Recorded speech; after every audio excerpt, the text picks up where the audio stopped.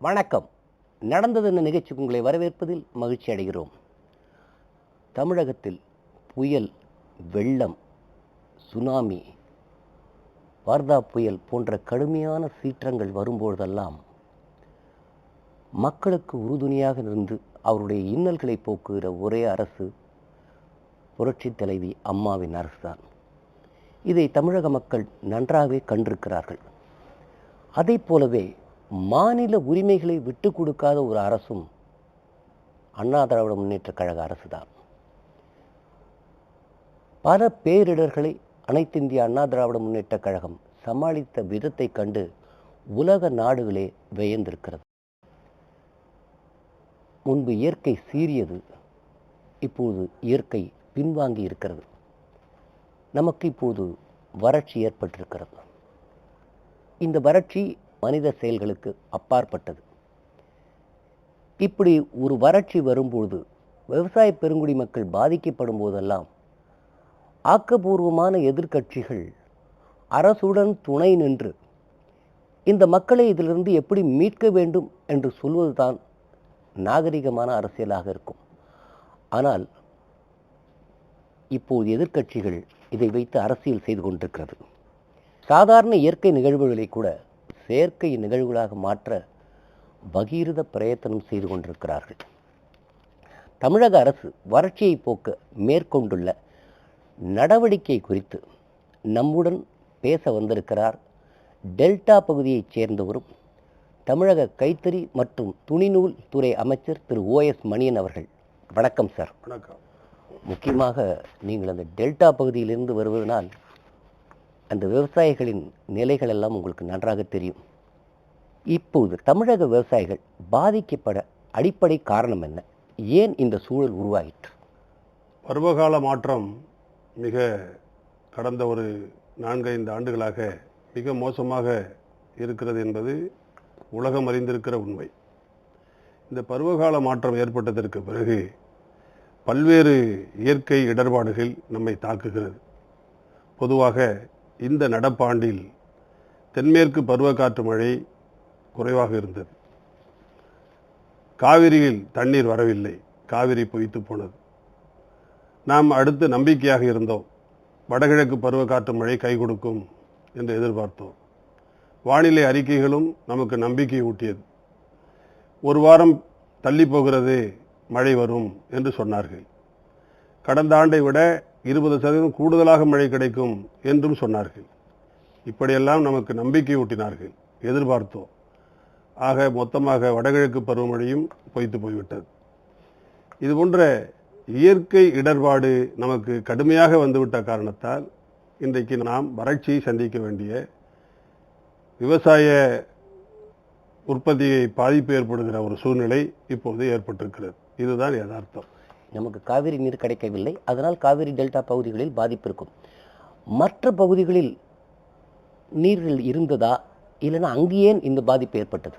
மொத்தத்தில் பருவமழை பொய்த்து விட்டது. தமிழகம் முழுவதும் பருவமழை மொத்தத்தில் பொய்த்து விட்டது. மிகவும் குறைவான மழையே பெய்திருக்கிறது. அதனால் வறட்சி, தமிழ்நாடு முழுக்க வறட்சி ஏற்பட்டிருக்கிறது. இதில் பல்வேறு மாவட்டங்களில் கடுமையான வறட்சி, சில மாவட்டங்களில் மிதமான வறட்சி என்று இப்படி இருக்கிறதே தவிர மொத்தத்தில் தமிழ்நாடு முழுக்க வறட்சி ஏற்பட்டிருக்கிறது. நீங்கள் அமைச்சர்கள் பலரும் போய் வறட்சியை பார்த்துவிட்டு வந்து முதலமைச்சரிடம் சொல்லியிருப்பீர்கள். இந்த வறட்சியை சமாளிக்க அரசின் திட்டங்கள் என்ன? புரட்சித் தலைவி அம்மா அவர்களுடைய அரசு இப்போது தமிழ்நாடு முழுவதும் வறட்சி மாநிலம் என்று அறிவித்திருக்கிறார்கள். நிலவரியை மொத்தமாக ரத்து செய்திருக்கிறார்கள். அதற்கு பிறகு மாவட்ட ஆட்சியர்களிடமிருந்து வரக்கூடிய கணக்குகளின் அடிப்படையில், வறட்சியினுடைய நிலவரத்தின் அடிப்படையில் அவர்களுக்கு நிவாரணம் வழங்குவதற்கான நடவடிக்கை எடுத்திருக்கிறார்கள். கிட்டத்தட்ட 5465 ரூபாய் அவர்களுக்கு ஏக்கர் ஒன்றுக்கு நிவாரணம் வழங்குவதற்கு, நெல் பயிர் சேதம் ஏற்பட்ட இடங்களுக்கு வழங்குவதற்கு நடவடிக்கை எடுக்கப்பட்டிருக்கிறது. மானாவாரி பயிர்களுக்கு 3000 ரூபாய் ஏக்கருக்கு வழங்குவதற்கு நடவடிக்கை எடுக்கப்பட்டிருக்கிறது. அதுபோல் ஒவ்வொரு பயிருக்கும், கரும்புக்கு, பருத்திக்கு, மஞ்சளுக்கு என்று ஒவ்வொரு தொகையை நிர்ணயம் செய்திருக்கிறார்கள். எல்லா விவசாயிகளுடைய உற்பத்தி பொருளுக்கும் இன்றைக்கு நிவாரணம் வழங்குவதற்கு மாண்புமிகு அம்மாவுடைய அரசு நடவடிக்கை எடுத்திருக்கிறது. அதை அல்லாமல் இந்த இழப்பு ஏற்பட்டிருக்கிற இடங்களில் அவர்களுக்கு பயிர் காப்பீட்டு திட்டத்தின் மூலமாக அவர்களுக்கு முழு நிவாரணம் கிடைப்பதற்கான நடவடிக்கையும் அரசு எடுத்திருக்கிறது. ஏற்கனவே 40 கோடி ரூபாய் அளவுக்கு தான் நாம் பெருமையும் செலுத்தினோம். இந்த புதிய பயிர் காப்பீட்டு திட்டத்தின் மூலம் கிட்டத்தட்ட 410 கோடி ரூபாய் பயிர் காப்பீட்டு திட்டத்திற்கு பிரீமியம் தமிழ்நாடு அரசு செலுத்துகிறது. அதன் மூலமாகவும் விவசாயிகளுக்கு ஏக்கர் ஒன்றுக்கு 26,000 ரூபாய் வரை அவர்களுக்கு நிவாரணம் கிடைப்பதற்கு வாய்ப்பு இருக்கிறது. அதை அரசு முன்னின்று பெற்றுத்தரும், நம்பிக்கையாக இருக்கலாம். இதெல்லாம் மட்டும் அல்லாமல் விவசாயிகள் வாங்கியிருக்கிற கடன், அதை குறுகிய கால கடனை மத்திய கால கடனாக மாற்றியிருக்கிறார்கள். உடனே எதிர்க்கட்சியை சார்ந்தவர்கள் தள்ளுபடி செய்யாமல் ஒத்தி வைத்திருக்கிறார்கள் என்று சொல்வார்கள். அதற்கு காலம் இருக்கிறது.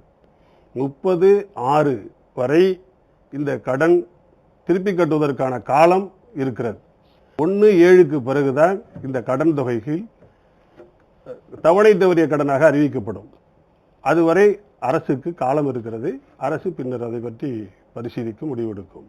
அதனால் குறுகிய கால கடனை மத்திய கால கடனாக மாற்றி அமைத்திருப்பதன் மூலம் எந்த ஒரு வங்கியும் அல்லது கூட்டுறவு சங்கமோ எந்த விவசாயியிடத்திலும் அந்த கடன் தொகையை கட்டச் சொல்லி நெருக்கடி கொடுக்கிற அந்த செயலை தடுத்து நிறுத்தியிருக்கிறார்கள். இதன் மூலம் இது ஒரு மிகப்பெரிய வரவேற்புக்குரிய ஒரு செயலாகும்.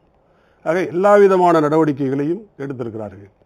கால்நடைகளுக்கு தீவனம் பற்றாக்குறை ஏற்பட்டிருக்கிற காரணத்தால் அதற்கும் இன்றைக்கு 78 கோடி ரூபாய் நிதி ஒதுக்கி கால்நடைகளுக்கான தீவனத்தை வழங்குவதற்கும் ஏற்பாடு செய்திருக்கிறார்கள். அதுபோல குடிநீர் பற்றாக்குறையை தீர்ப்பதற்கான ஒட்டுமொத்த நடவடிக்கை போர்க்கால அடிப்படையில் செய்ய வேண்டும் என மாண்புமிகு அம்மாவுடைய அரசு நடவடிக்கை எடுத்திருக்கிறது. இதன் மூலம் 160 கோடி ரூபாயை குடிநீர் திட்டங்களுக்காக இப்போது ஒதுக்கி இருக்கிறார்கள். அதுபோல விவசாய கூலி தொழிலாளர்கள் வேலையின்மை அதிகமாக இருக்கிறது என்பதை கருத்தில் கொண்டு மகாத்மா காந்தி தேசிய ஊரக வேலை உறுதியளிப்பு திட்டம், அந்த திட்டத்தின் மூலம் 100 நாள் வழங்கப்பட்டு வருகிற வேலையை 150 நாளாக உயர்த்தி வழங்கி மாண்புமிகு அம்மாவுடைய அரசு ஆணையிட்டிருக்கிறது. ஆக எல்லா வகையிலும், அனைத்து வகையிலும் விவசாயிகளுடைய துயரத்தை போக்குகிற அளவுக்கு, விவசாயிகளுக்கு மிகப்பெரிய ஒரு ஆறுதலை தரக்கூடிய அளவுக்கு, வரவேற்பை பெறுகிற அளவுக்கு அவர்களுக்கு அரசு சிறந்த உதவிகளை நிதி நிலைமை பற்றி கவலையே படாமல் அள்ளி கொடுத்திருக்கிறார்கள். அம்மாவை பொறுத்தவரை அவர்கள் எப்பொழுதும் விவசாயிகளின் தலைவியாக, விவசாயிகளின் தோழியாக இருந்ததனால்தான் நமது தமிழக அரசு கூட அம்மா மறைந்த தினத்தை விவசாயிகள் தினமாக அறிவிக்க வேண்டும் என்று கேட்கிற அளவுக்கு அம்மா அவர்கள் விவசாயிகளின் நலனில் மிகுந்த அக்கறை கொண்டிருந்தார்கள். இப்படிப்பட்ட சூழலில் வறட்சி மாநிலமாக அறிவிக்க வேண்டும், சட்டமன்றத்தை உடனடியாக கூட்ட வேண்டும், அனைத்து கட்சி கூட்டத்தை கூட்ட வேண்டும் என்று எதிர்க்கட்சிகள் கோரிக்கை வைக்கின்றன. இப்பொழுது நாம் வறட்சி மாநிலமாக அறிவித்து விட்டோம். இப்போ இப்படிலாம் செய்தால் அதனால் என்ன நிகழும் என்று எதிர்பார்க்கிறார்கள்? எதிர்க்கட்சிகளை பொறுத்தவரை எதையாவது பேசி அவர்கள் மக்களிடத்திலே வரவேற்பை பெற வேண்டும் என்று ஆசைப்படுகிறார்கள். அது ஒரு நெல் முனையளவும் அவர்களால் பெற முடியாது.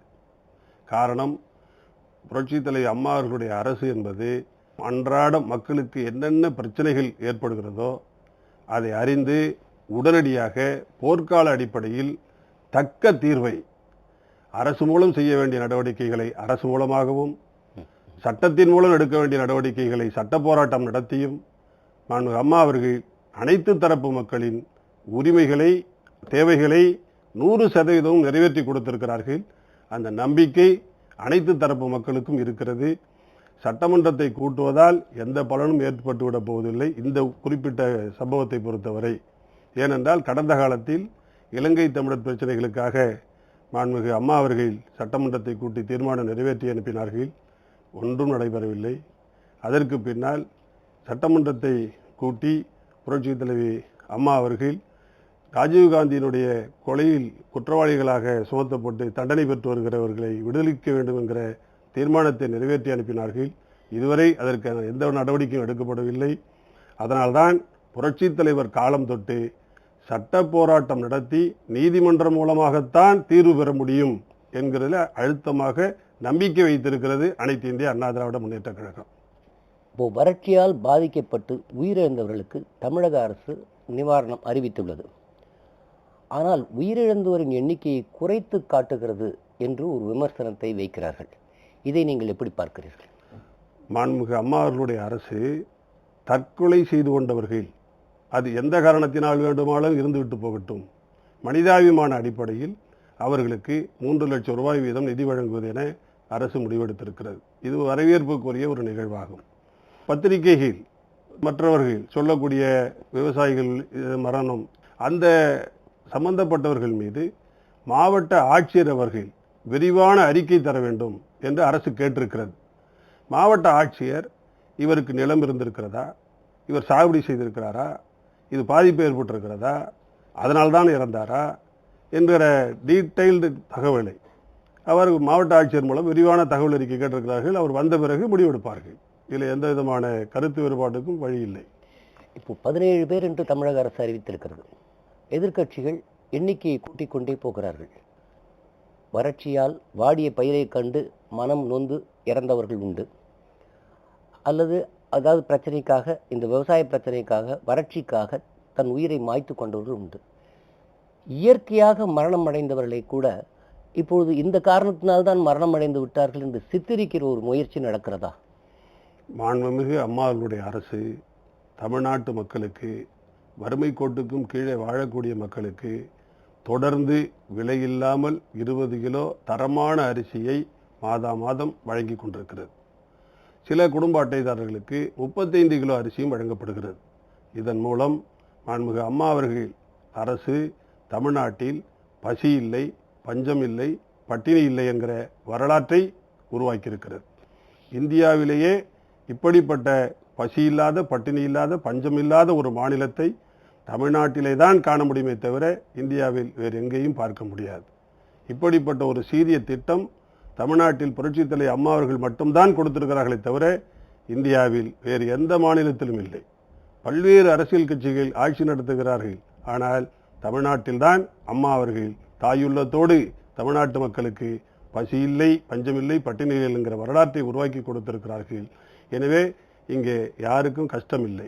இரண்டாவது, விவசாயிகள் தற்கொலை செய்து கொண்டிருக்கிறார்கள் என்று சொல்லுகிற வார்த்தையை கேட்கும்போது சங்கடமாக இருக்கிறது.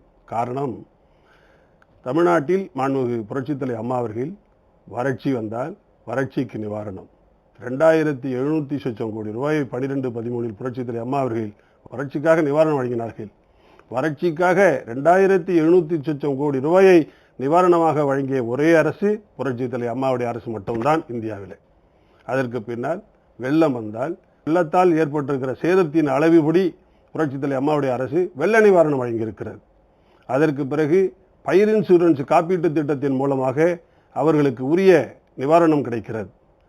அடுத்து சிறு குறு விவசாயிகளுக்கு 5780.92 கோடி ரூபாயை மாண்புமிகு அம்மாவுடைய அரசு தள்ளுபடி செய்திருக்கிறது கடனை.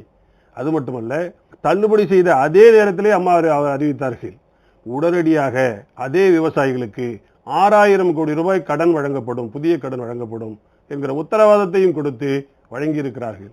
அது மட்டுமல்ல, இன்றைக்கு விவசாயிகளுக்கு வழங்கப்படுகிற கூட்டுறவு கடனில் தொடர்ந்து முதல் 8 மாதத்திற்கு வட்டியே இல்லை. வட்டி இல்லாமல் அந்த தொகையை அனுபவித்துக் கொண்டு 8 மாதத்திற்கு உள்ளாக அசலை கட்டினால் போதும் என்கிற திட்டத்தையும் மாண்புமிகு அம்மா அவர்கள் இங்கே அமல்படுத்தி நடத்தி வந்து கொண்டிருக்கிறார்கள். ஆக எல்லா விதத்திலும் சிறப்பாக இந்த அரசு செயல்பட்டு வந்திருக்கிறது. குறிப்பாக இந்த ஆண்டு வறட்சி வந்திருக்கிறது, காவிரியில் தண்ணீர் வரவில்லை, பருவமழை பொய்த்திருக்கிறது என்றாலும் உற்பத்தியையும் பெருக்கிட வேண்டும், விவசாயிகளுக்கும் வாய்ப்பு வசதிகளை பெருக்கி கொடுத்திட வேண்டும் என்கிற நோக்கத்தில் மாண்புமிகு அம்மா அவர்கள் குறுவை தொகுப்பு என்கிற அற்புதமான ஒரு புதிய திட்டத்தை அறிமுகப்படுத்தி 55 கோடி ரூபாய் அளவுக்கு நிதியை ஒதுக்கி கொடுத்து உழவுக்கு மானியம், விதைக்கு மானியம், உரத்திற்கு மானியம், நுண்ணூட்டத்திற்கு மானியம், பைப்புகள் வாங்க 100% மானியம், பாய் நாட்டங்கள் நட மானியம், இயந்திரம் மூலம் நடவு நட மானியம் என்று 55 கோடி ரூபாயை கொடுத்திருக்கிறார்கள். இதுவும் போதாதென்று அடுத்து சம்பா பருவம் துவங்குகிற போது அப்பொழுதும் தண்ணீர் பற்றாக்குறை இருக்கிறது, விவசாயிகள் கஷ்டப்படக்கூடாது, உற்பத்தியை பெருக்கிட வேண்டும் என்கிற நோக்கத்தோடு மாண்புமிகு அம்மா அவர்கள் இந்த ஆண்டு சம்பா தொகுப்புக்கு 65 கோடி ரூபாய் நிதியை ஒதுக்கி அதிலேயும் அனைத்து உதவிகளையும் விவசாய பெருங்குடி மக்களுக்கு வாரி வழங்கியிருக்கிறார்கள். எதையுமே புரட்சித் தலைவி அம்மா அவர்கள் விவசாயிகளுடைய நலன் ஒன்றையே கருத்தில் கொண்டு பணத்தை அள்ளி கொடுத்து விவசாயிகளை காப்பாற்றியிருக்கிறார்கள் என்பது உண்மை.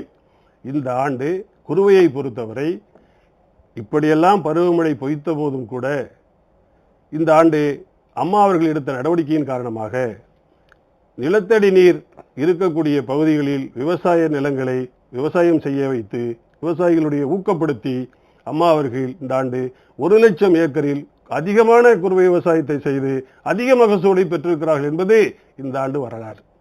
மாண்புமிகு அம்மா அவர்கள் கடந்த 3 ஆண்டுகளாக, இந்த ஆண்டு அல்ல இதற்கு முன்னர் உள்ள 3 ஆண்டுகளாக விவசாய உற்பத்தியில் இந்தியாவில் முதலிடம் தமிழ்நாடு என்கிற சிறப்பை பெற்றதன் காரணமாக விவசாயத்தில் தமிழ்நாடு முதலிடம் என்கிற தொடர்ந்து 3 ஆண்டுகள் என்கிற அந்த சிறப்பு பரிசை மாண்புமிகு அம்மா அவர்கள் பெற்றிருக்கிறார்கள், தமிழக அரசு பெற்றிருக்கிறது என்பது ஒரு வரலாறு. இப்படிப்பட்ட வரலாறு அம்மாவுக்கு சொந்தமாக இருக்கிற போது விவசாயிகள் எப்படி கஷ்டப்படுகிறார்கள் என்று பேசுவது கஷ்டம் இருக்கும். ஆனால் கஷ்டத்தில் அரசு பங்கெடுத்துக் கொள்கிறது, முழு பங்கெடுத்துக் கொள்கிறது. ஒரு விவசாயியிடம் நான் கேட்க வேண்டிய சந்தர்ப்பம் வந்த போது, நீங்கள் இவ்வளவு பாதிக்கப்பட்டிருக்கிறீர்கள், வறட்சி என்று சொல்கிறீர்களே, உங்கள் நிலத்தை விற்றுவிட்டு நீங்கள் வேறு தொழில் கூட சிந்திக்கலாமே என்றேன். இல்லை, எங்களுக்கு நிலம் இருந்தால்தான் அரசு எங்களை பாதுகாக்கிறது என்று சொன்னார். அது உண்மையா? அதாவது இந்த விவசாயிகள் கடனிலே கஷ்டப்படுகிறார்கள். ஒரு காலத்தில் சொன்னார்கள், விவசாயி கடனிலே பிறக்கிறான், கடனிலே வாழ்கிறான், கடனிலே சாகிறான் என்று ஒரு காலத்தில் இருந்தது. ஆனால் புரட்சி தலைவி அம்மா அவர்கள் ஆட்சி பொறுப்பேற்றதற்கு பின்னால் விவசாயிகளுக்காக எடுத்துக்கொண்ட பெரும் முயற்சிகள், அது காவிரி நீரானாலும் சரி, முல்லை பெரியாறு பிரச்சனையானாலும் சரி, காவிரி பொய்த்து போகிற போதும் சரி, எந்த இயற்கை சீற்றங்கள், மழை, வெள்ளம், புயல், சுனாமி என்று எது வந்தாலும் சரி, அவற்றிற்கு அம்மா அவர்கள் எடுக்கிற நடவடிக்கை, அம்மா உதவுகிற அந்த உதவிகள், சாதனைகள், திட்டங்கள் இவையெல்லாம் இன்றைக்கு மிகப்பெரிய அளவில் வரவேற்பை பெற்றிருக்கிறது. அதனால்தான் என்ன கஷ்டம் ஏற்படுகிறது என்று சொல்லுகிற விவசாயி, நஷ்டம் ஏற்பட்டு விட்டது என்று சொல்லுகிற விவசாயி, இந்த நிலத்தால் என்னுடைய குடும்பத்திலே ஒரு உயிர் போய்விட்டது என்று சொல்லக்கூடிய எந்த ஒரு விவசாயியும் எனக்கு தெரிந்து தன்னுடைய சொந்த நிலத்தை தான் ஆரோக்கியமாக இருக்கிற போது, வயது முதிர்வின் காரணமாக சில பேர் நிலத்தை விற்கலாம், அல்லது வெளிநாட்டுக்கு போகும்போது நிலத்தை விற்கலாம், அல்லது வேறு தொழிலுக்கு மாறுகிற போது நிலத்தை விற்கலாம். நஷ்டத்திற்காக நிலத்தை விற்றேன் என்று சொல்லுகிற விவசாயியை நானும் ஒரு விவசாயியாக இருந்து நான் யாரையும் பார்க்கவில்லை. இது யதார்த்தம். முதலில் எந்த உதவியும் செய்யவில்லை என்றார்கள் எதிர்க்கட்சிகள்.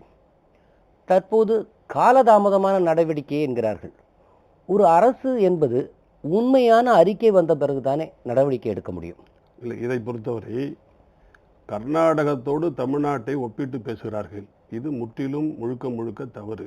காரணம், தென்மேற்கு பருவக்காற்று மழை என்பது கர்நாடகாவுக்கு சொந்தம்.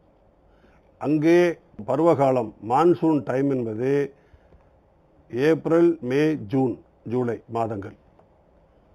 தமிழ்நாட்டுக்கு பருவகாலம் என்பது, பருவமழை என்பது வடகிழக்கு பருவக்காற்று மழை. இந்த வடகிழக்கு பருவக்காற்று மழை என்பது நவம்பர், டிசம்பர், ஜனவரி மாதம்.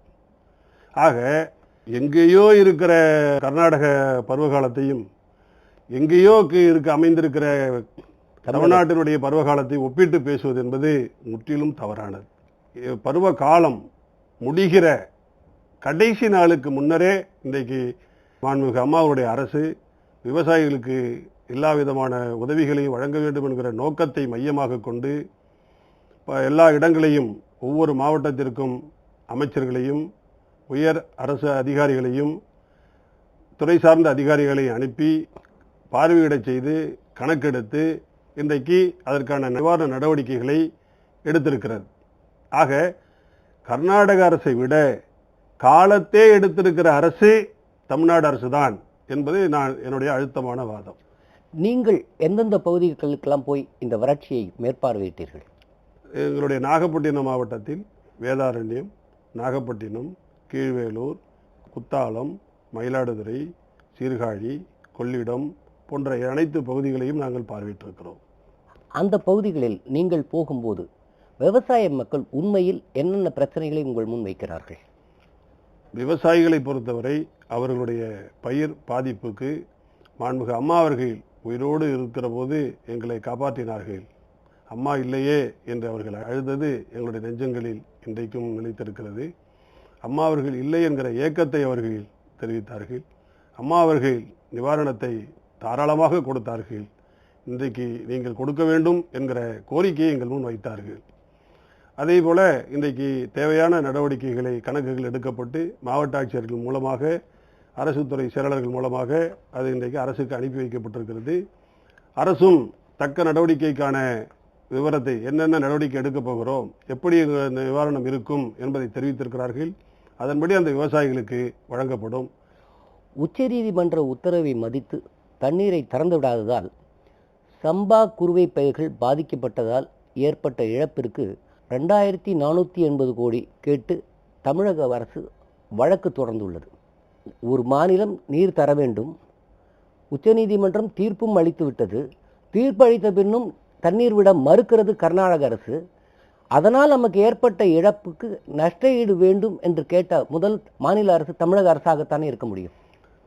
தமிழகத்திற்கு கொடுக்க வேண்டிய உரிமையுள்ள நீரை கொடுக்கவில்லை. இன்னும் சொல்ல வேண்டுமானால் கர்நாடகம் புரட்சித் தலைவர் அம்மா அவர்கள் நேரடியாகவே கர்நாடகாவிற்கு பெங்களூருக்கு சென்று முதலமைச்சரை நேரில் சந்தித்து பேசிய போது கூட ஒரு சொட்டு தண்ணீர் தரமாட்டோம் என்று அவர்கள் சொன்னார்கள். அதனால்தான் மாண்புமிகு புரட்சித் தலைவர் அம்மா அவர்கள் உச்சநீதிமன்றத்தில் வழக்கு தொடர்ந்தார்கள். அந்த வழக்கு இப்பொழுது விசாரணைக்கு எடுத்துக்கொள்ளப்பட்டிருக்கிறது. முதலாக ஒரு மாநில அரசு சட்டப்படியான உரிமையை அவர்கள் தர மறுத்ததன் காரணமாக தமிழகத்திற்கு ஏற்பட்ட இழப்பு 2480 கோடி கொடுக்க வேண்டும் என்று மாண்புமிகு அம்மா அவர்கள் வழக்கு தொடர்ந்திருக்கிறார்கள். இப்படிப்பட்ட நீதியை உச்சநீதிமன்றத்தின் மூலம் பெறுவதற்காக போராடி இருக்கிற ஒரே தலைவர் புரட்சித் தலைவர் அம்மா அவர்கள் மட்டும்தான். தமிழக அரசு மட்டும்தான் இப்படிப்பட்ட ஒரு வாதத்தை முன்வைத்திருக்கிறது. இதில் அம்மாவுடைய கோரிக்கை நிச்சயமாக வெற்றி பெறும் என்று நம்புகிறோம்.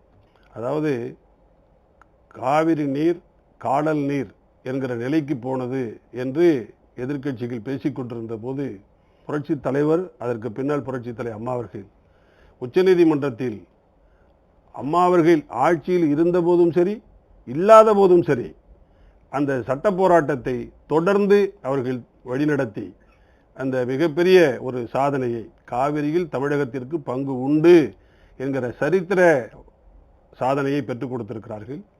அதற்கு பின்னாலும் மைய அரசு காங்கிரஸ் கட்சி ஆட்சி நடத்திய போது திராவிட முன்னேற்ற கழகம் அந்த காங்கிரஸ் கட்சி ஆட்சியிலே கூட்டணியில் இருந்தது. அந்த நேரத்தில் முதலில் 205 டிஎம்சி என்று சொன்னார்கள். அதற்கு பின்னாலே 195 டிஎம்சி தண்ணீர் கொடுக்க வேண்டும் என்று சொன்னார்கள். அந்த தண்ணீரை கொடுக்க மறுத்த போது கெஜெட்டிலே அந்த தீர்ப்பை வெளியிட வேண்டும் என்று மாண்புமிகு அம்மா அவர்கள் போராடிய போது, உச்சநீதிமன்றத்தில் வழக்கு தொடர்ந்த போது மைய அரசில் பங்கு கொண்ட திமுக கேட்கவே இல்லை, வாய் திறக்கவே இல்லை, பேசவே அவர்கள் முன்வரவில்லை. அவர்கள் அன்றைக்கு கேட்டிருந்தால், அந்த கோரிக்கையை முன்வைத்திருந்தால் கண்டிப்பாக அந்த கோரிக்கை நிறைவேறியிருக்க முடியும். ஆனால் முன்வைக்கவில்லை. அது மட்டுமல்ல, திராவிட முன்னேற்ற கழக தலைவர் கருணாநிதி அவர்கள் தன்னுடைய பேரனுக்கு, தன்னுடைய வாரிசுகளுக்கு இந்தந்த துறைகள் தான் வேண்டும் என்று மைய அரசோடு, காங்கிரஸ் கட்சியோடு, வாஜ்பாய் அரசோடு போராடி பெற்றார்கள். கொடுத்தால்தான் ஆதரவு என்று சொன்னார்கள். ஆனால் அப்படி போராடி பெற்ற நேரத்தில் கூட மைய அரசில் எங்களுக்கு ஒரே ஒரு முறை, எங்களுக்கு காவிரி நீர் பிரச்சனை எல்லாம் இருக்கிறது, அதை தீர்ப்பதற்கு எங்களுக்கு நீர்ப்பாசனத்துறை அமைச்சரை தாருங்கள், கொடுக்க வேண்டும், கொடுத்தாக வேண்டும் என்றவர்கள் கேட்டதாக சரித்திரம் இல்லை. மாறாக வருவாய் தரக்கூடிய, வருமானத்தை ஈட்டக்கூடிய துறையாக அவர்கள் கேட்டார்களே தவிர தமிழ்நாட்டு மக்களுடைய உரிமை பிரச்சனைகளுக்காக இருக்கிற காவிரி நீர் பிரச்சனையை தீர்க்கக்கூடிய அளவுக்கு நீர்ப்பாசனத்துறையை கொடுங்கள் என்று அவர்கள் வாய் திறந்து கேட்டதும் இல்லை, வாங்கியதும் இல்லை. இப்படிப்பட்டவர்களெல்லாம் ஆட்சி நடத்துகிற போது, கட்சி நடத்துகிற இடத்தில் மாண்புமிகு புரட்சித் தலைவர் அம்மா அவர்கள் தமிழகத்து மக்களுக்காக 84 மணி நேரம் உண்ணாவிரதம் இருந்து அன்றைக்கு நரசிம்மராவ் அவருடைய அரசு புரட்சித் தலைவர் அம்மாவுடைய கோரிக்கையை ஏற்றதற்கு பின்னால் தான் உண்ணாவிரதத்தை புரட்சித் தலைவர் அம்மா அவர்கள் முடித்தார்கள். உயிரே போனாலும் சரி, என்னுடைய கோரிக்கை வெற்றி பெறவில்லை என்றால் நான் உயிரை விடுவேனே தவிர நான் உண்ணாவிரதத்தை முடிக்க மாட்டேன் என்று வீர சபதம் எடுத்து புரட்சித் தலைவர் அம்மா அவர்கள் உண்ணாவிரதத்தை மேற்கொண்டார்கள். இப்படியெல்லாம் காவிரி நீருக்காக உயிரை படை வைத்து போராடி சட்ட போராட்டம் நடத்தி புரட்சித் தலைவர் அம்மா அவர்கள் இன்றைக்கு காவிரியிலே தமிழ்நாட்டுக்கு பங்கு உண்டு என்கிற தீர்ப்பை கெஜெட்டிலேயும் வெளிவர வைத்திருக்கிறார்கள். ஆனால் இன்றைக்கு காவிரி மேம்பாட்டு வாரியம், ஒழுங்காற்று குழு இவைகள் அமைக்க வேண்டும் என்று அதற்காகவும் நீதிமன்றத்தில் வழக்கு தொடர்ந்திருக்கிறார்கள்.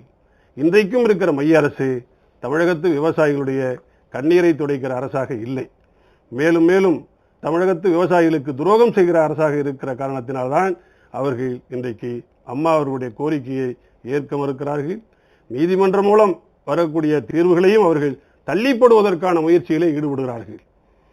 நாடு முழுக்க ஒரே தீர்ப்பாணையம் என்கிற செய்தி என்பது தமிழ்நாட்டு மக்களுக்கு வெந்த புண்ணில் வேல் பாய்ச்சுகிற ஒரு காரியமாக இருக்கிறது. இது மிகப்பெரிய துரோகம். ஆனால் மொத்தத்தில் புரட்சித் தலைவர் அம்மாவுடைய கோரிக்கை காவிரியிலே நாம் நிச்சயமாக வெற்றி பெறுவோம். அம்மா அவர்களே சிறப்பாக சொன்னார்கள். நான் என்னுடைய வாழ்நாளில் எனக்கு மகிழ்ச்சியான நாள் என்ன என்று கேட்டால், காவிரி உரிமையை கெஜெட்டிலே வெளிவந்த நாள்தான் வாழ்க்கையிலேயே எனக்கு மகிழ்ச்சியான நாள் என்று அம்மா அவர்கள் சொன்னார்கள். அந்த மகிழ்ச்சி கண்டிப்பாக மலரும். அந்த மகிழ்ச்சி நமக்கு நிச்சயமாக நிலைக்கும். அதற்கான நல்ல தீர்வை உச்சநீதிமன்றத்தின் மூலம் நாம் பெறுவோம், எதிர்பார்ப்போம்.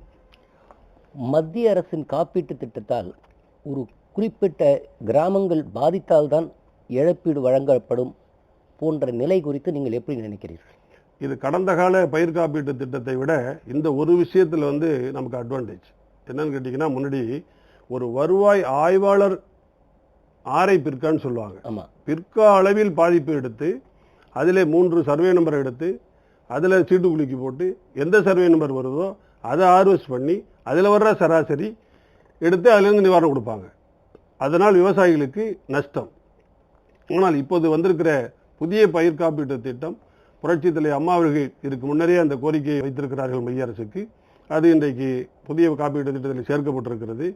ஒவ்வொரு வருவாய் கிராமம் ஒரு விஏஓ எல்லை, அந்த வருவாய் கிராமத்தில் பாதிப்பை அளந்து சர்வே பண்ணி அதில் அளந்து ஹார்வெஸ்ட் பண்ணி அதில் சராசரி எடுத்து கொடுப்பது என்பது விவசாயிகளுக்கு நல்ல விஷயம்தான். இது ஒன்றும் விரோதமானது அல்ல. வறட்சி என்பது இந்த வருடம் மட்டும் வருவதில்லை. கடந்த 25 ஆண்டுகளாக தொடர்ந்து வந்திருக்கிறது. முந்தைய திராவிட முன்னேற்ற கழக அரசு காவேரி விவகாரத்தில் சரியாக உச்சநீதிமன்றத்தை நாடாமல் போனது போன்ற பல்வேறு விஷயங்கள் இருக்கிறது.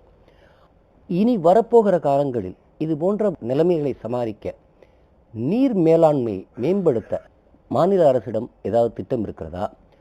மத்திய அரசிடம் நாம் அதிக அழுத்தம் கொடுக்கவில்லை என்று திராவிட முன்னேற்ற கழகம் சொல்கிறதே, இதை எப்படி பார்க்கிறீர்கள்? அதாவது தமிழ்நாட்டை பொறுத்தவரை மேட்டூர் அணைக்கு கீழ் நீங்கள் பார்த்தீர்கள் என்று சொன்னால் கல்லணை இருக்கிறது. கல்லணைக்கு கீழ் பார்த்தீர்கள் என்றால் இது சமவெளி பிரதேசமாக இருக்கிறது. ஒவ்வொரு அணையும் அமைந்திருக்கிற இயற்கையான சூழ்நிலையை பார்ப்பீர்களானால் 2 பக்கம் 3 பக்கம் மலைகள் இருக்கும்.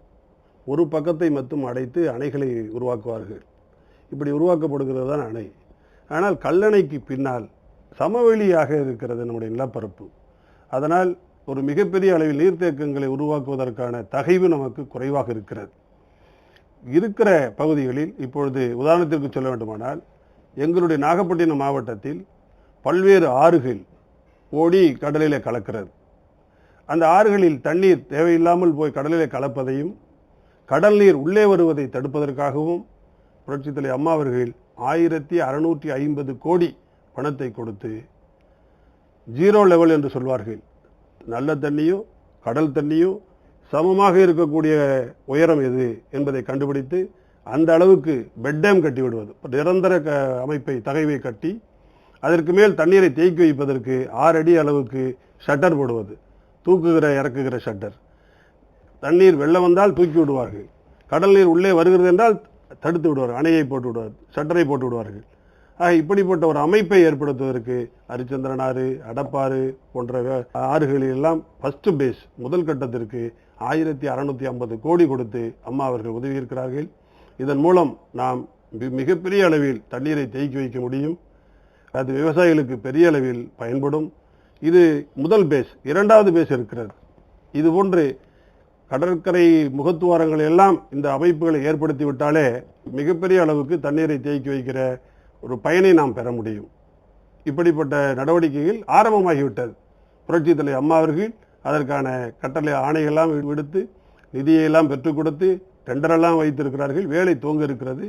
இது போன்ற பணிகள் துவங்கும். இது சிறப்பாக அமையும். வறட்சி மாநிலம் என்று அறிவித்து விட்டதால் பயிர்களுக்கு இன்சூரன்ஸ் செய்யும் வாய்ப்பு பறிபோய் விடுமா? அதற்கும் இதற்கும் சம்பந்தமே கிடையாது. அரசு தருகிற நிவாரணம் என்பது வேறு, பயிர் காப்பீட்டு திட்டத்தின் மூலம் கிடைக்கிற நிவாரணம் என்பது வேறு. விவசாயி உழுதிருந்தால், விதைத்திருந்தால், அது முளைக்காமல் போயிருந்தாலும் அல்லது முளைத்து கருகியிருந்தாலும் அல்லது நாற்று விட்டு நட முடியாமல் போயிருந்தாலும் அல்லது நாற்று விட்டு பிடுங்கி நட்டு அது வயலில் கருகியிருந்தாலும் அல்லது வளர்ந்து கதிர் வராமல் போயிருந்தாலும் கதிர் வந்து நெல்லாகாமல் போயிருந்தாலும் இத்தனைக்கும் பயிர் காப்பீட்டு திட்டத்தில் பலன் இருக்கிறது. ஒட்டுமொத்த பயனும் விவசாயிகளுக்கு கிடைக்கும். இதற்கும் அதற்கும் சம்பந்தமே இல்லை. தமிழக முதலமைச்சரின் இந்த அறிவிப்பை எதிர்க்கட்சி தலைவர் ஸ்டாலின் வரவேற்கிறார். அதே சமயத்தில் உச்சநீதிமன்றத்திற்கு போய் காவிரியிலிருந்து நம்மால் நீர் பெற நாம் தவறி விட்டோம் என்று ஒரு குற்றச்சாட்டு வைக்கிறார். இது எந்த வகையில் சரியானது? காவிரி நீரை தமிழகம் பெற்று வந்த உரிமையை தவறவிட்டது திராவிட முன்னேற்ற கழகம். 1924 எழுதப்பட்ட காவிரி நீர் ஒப்பந்தம் 50 ஆண்டுகளுக்கு பிறகு 1974 அது முடிகிற போது அந்த ஒப்பந்தத்தை புதுப்பிக்க தவறியவர் முன்னாள் முதலமைச்சர் கருணாநிதி அவர்கள். ஒன்று. இரண்டாவது, கர்நாடகத்தில் அவர்கள் மேலும் மேலும் அணைகளை கட்டிக்கொள்ளலாம், கட்டிக்கொள்வதனால் தமிழ்நாட்டுக்கு பயன் தருமே தவிர பாதிப்பை ஏற்படுத்தாது என்றும் சொன்னவர் அன்றைக்கு முதலமைச்சராக இருந்த, பொதுப்பணித்துறை அமைச்சராக இருந்த கருணாநிதி அவர்கள். அதற்கு பின்னால் புரட்சித் தலைவர் எம்ஜிஆர் அவர்கள் காவிரி நீர் பிரச்சனையில் பேசி பயனில்லை, நீதிமன்றம் ஒன்றுதான் தீர்வு என்று முடிவெடுத்து நீதிமன்றத்தின் மூலமாக நடவடிக்கை எடுத்திருக்கிறார்கள்.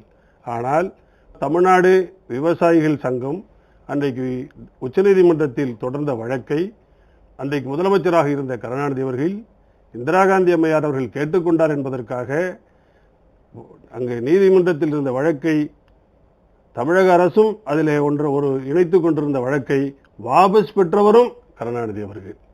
ஆக தொடர்ந்து வரலாறு சொல்லும் காவிரிக்கு மிகப்பெரிய துரோகத்தை இழைத்தவர், விவசாயிகளுக்கு காவிரி தண்ணீர் கிடைக்காமல் போகச் செய்வதற்கு காரணமாக இருந்தவர் அன்றைக்கு திராவிட முன்னேற்ற கழக தலைவர் கருணாநிதி என்பதை இந்த நாடு சொல்லும், விவசாயிகள் சொல்வார்கள், வரலாறு சொல்லும். அப்படிப்பட்ட கட்சியில் செயல் தலைவராக இன்றைக்கு பொறுப்பிலே வந்திருக்கிற எதிர்க்கட்சி தலைவர் அவர்கள் இப்படிப்பட்ட வார்த்தைகளை சொல்லுவதை அவர் மாற்றிக்கொள்ள வேண்டும்.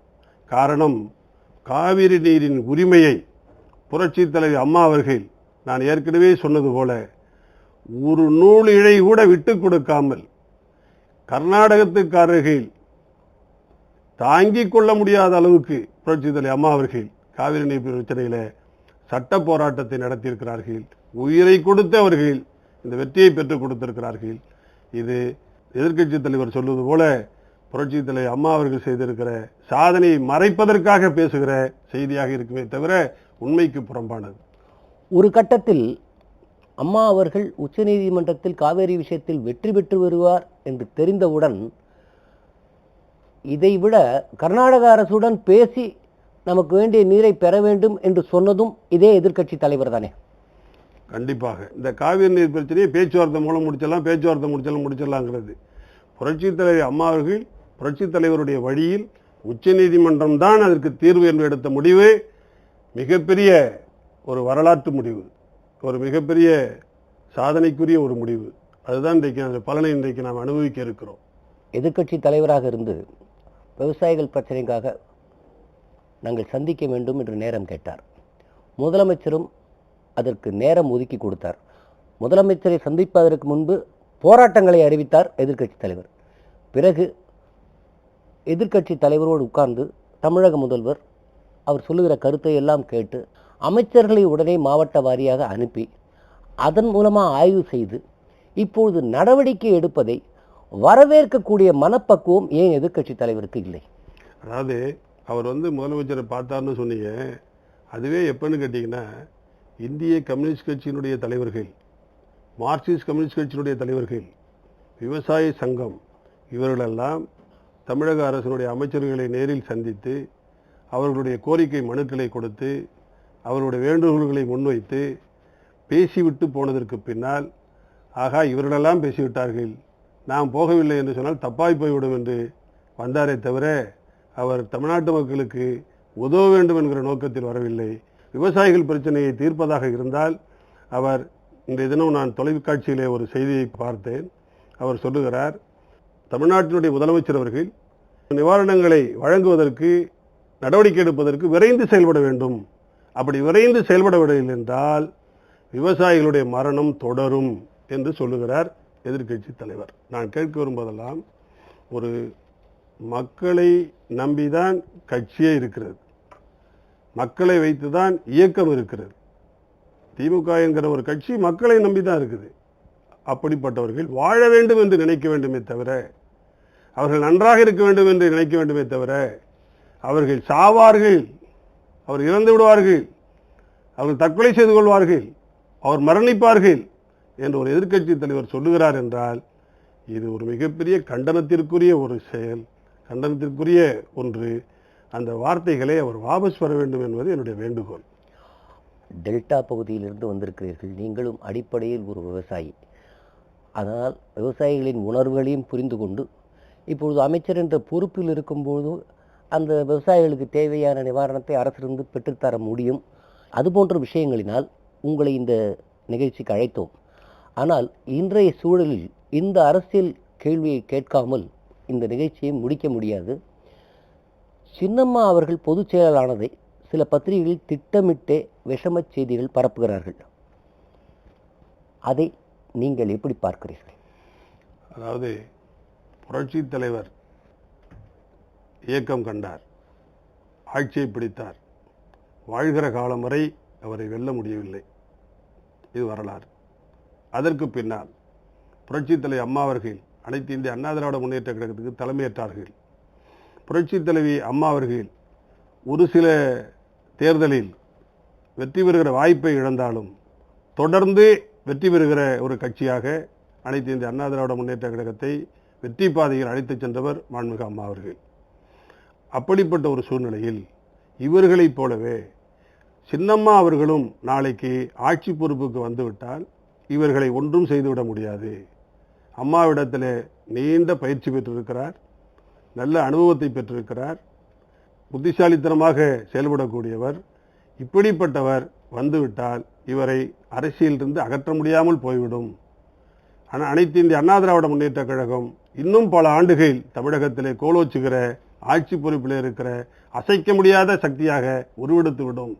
எனவே ஆரம்பத்திலேயே இவரை ஏதாவது பண்ணிட முடியாதா என்று நப்பாசைப்படுகிறார்கள்.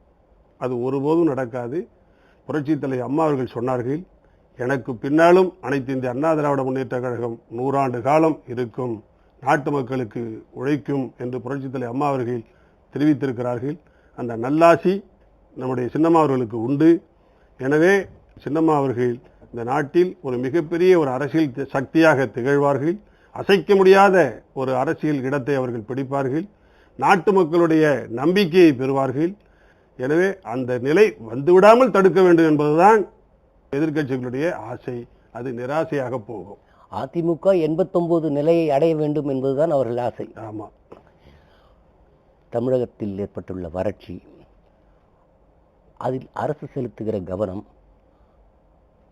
அமைச்சர்களின் நேரடி ஆய்வு, உண்மையில் களைத்தல் விவசாயிகளுக்கு என்ன பிரச்சனை,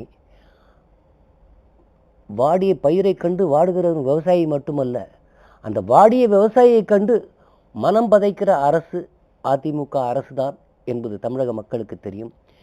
இது போன்ற விஷயங்களை ஒரு விவசாயியும் அமைச்சருமாக இருக்கிற உங்கள் மூலமாக தெரிவிக்க வேண்டும் என்று நினைத்தோம். உங்கள் நேரத்தை எங்களோடு பகிர்ந்து கொண்டதற்கு மிக்க நன்றி. வணக்கம். நன்றி, வணக்கம். நேயர்களே, மீண்டும் நடந்தது என்ன நிகழ்ச்சியில் நாம் சந்திப்போம்.